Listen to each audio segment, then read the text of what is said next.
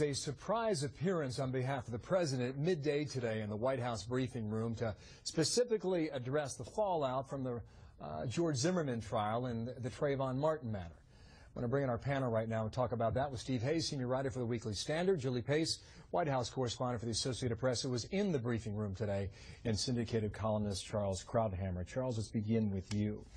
To whom was he speaking today, and was it effective?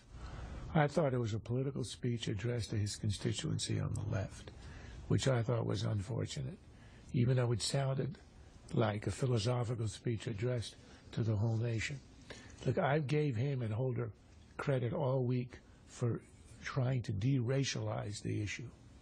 And what Obama did, I think, unfortunately, today, is to re-racialize it. The first statement he issued after the verdict on Saturday, I think it was to talk about the jury's we have to honor what the jury had decided.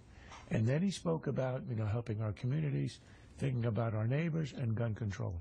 But it wasn't about race. And as we know from the trial, race was not an issue in the trial. The prosecution didn't speak of race. The jury said it wasn't an issue.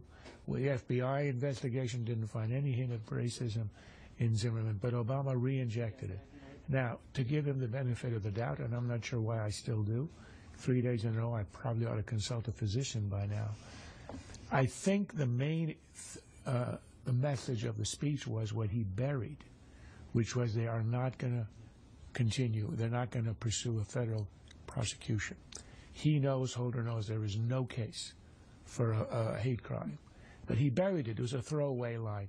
And the rest, all the racial stuff, and the sympathy he expressed for all those who were upset, I think was the rhetorical fog, or if you like, a compensation for the fact that they are not going to get the demand that you're going to hear in the demonstrations tomorrow for a federal charge against Zimmerman. So I think it was a balancing act as a way to mitigate the fact that they are not going to pursue an unwinnable prosecution of Zimmerman.